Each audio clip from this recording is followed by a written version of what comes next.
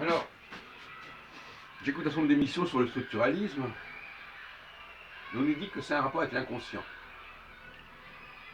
Alors, j'aimerais bien comprendre exactement ce qu'il en est. Euh, y a un petit chaînon qui me fait défaut là, je ne comprends pas très bien. Ce sont des expressions, ce sont des slogans, mais qu'est-ce que ça veut dire?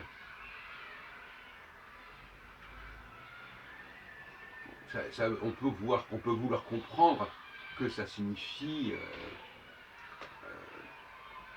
que l'intention d'individu n'est pas importante. Certains disent que non seulement Dieu est mort, mais l'homme est mort. Or, astrologiquement, l'individu est quelqu'un de bien réel.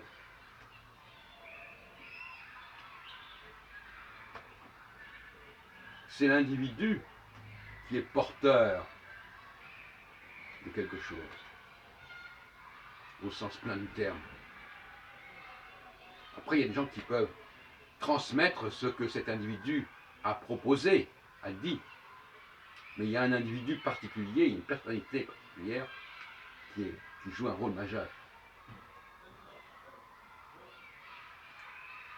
Alors, il faut distinguer la masse des individus qui sont effectivement pris dans des processus collectifs, mais ces processus collectifs eux-mêmes sont fonction de certaines individualités, qui sont des génies, des chefs, ce qu'on voudra. Donc, ce qui est amusant, c'est de ne pas percevoir cette hiérarchie, cette verticalité, de tout horizontalisé. Non. Nos sociétés sont gouvernées par des individus qui ont, à un moment donné, et ce moment donné, il est déterminé astrologiquement, comme vous le savez, par un rythme notamment trentenaire, autour de Saturne, sur la position natale. J'en ai parlé tout à l'heure sur notre chose. Alors, je voudrais insister sur un point que j'ai déjà développé. On ne peut pas confondre celui qui est porteur. Le mot porteur est un mot extrêmement ambigu. Parce que, d'ailleurs, c'est un mot que je ne devrais même pas employer, à la limite. Parce que porteur, c'est quelqu'un qui porte. Il porte quelque chose qu'on lui a donné de porter. On lui a demandé de porter. Comme une femme qui porte un enfant. Elle porte ce qu'on lui a demandé de porter. Eh bien, non. Là, je parle de quelqu'un qui est, alors c'est pas le mot porteur, mais qui émane quelque chose. Qui est ce qu'on appelle un homme semence, un homme source.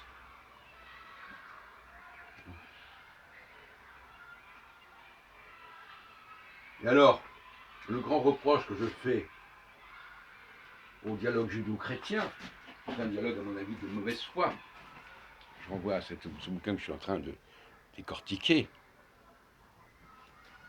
C'est que on confond l'arbre et le fruit.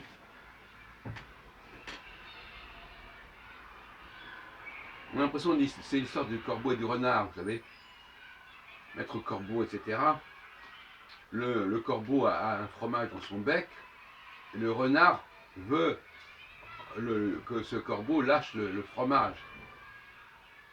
Tout flatteur vit aux dépens de celui qui n'écoute pas ça. C'est une très belle illustration de ce débat. Les chrétiens flattent les juifs aujourd'hui, encore plus depuis effectivement Nostra Aetate, 65, il y a plus de 54 ans, en disant voilà, eh bien, partagez avec nous votre savoir, votre science, votre morale, votre éthique, vos lois, et l'affaire sera réglée. Et nous, on vous reconnaîtra, je ne sais pas quoi, le mérite. Mais, pas du tout.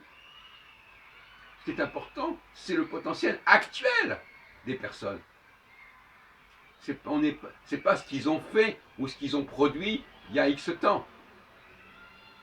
Parce que ça ne leur appartient plus déjà. L'enjeu, c'est ce qui est vivant, ce qui vient d'émerger. On dit qu'il vient de sortir.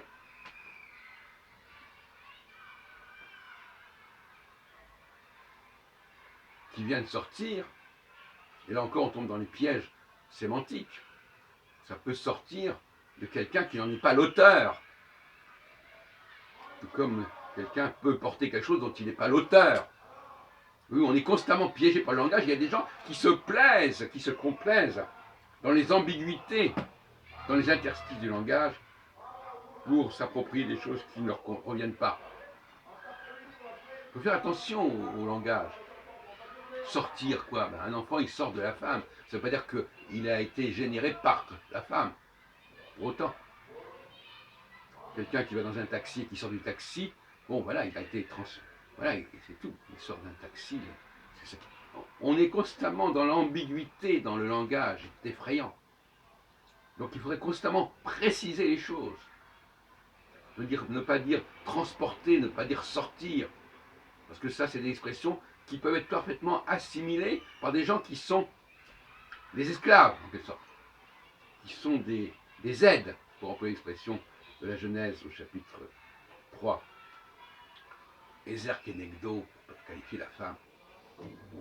C'est la mouche du coche. J'aime bien cette notion de mouche du coche. Quelqu'un apporte un petit plus et il croit que ça y est, c'est lui qui a tout fait.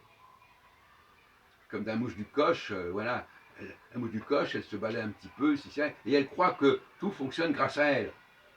Que tout s'est fait grâce à elle.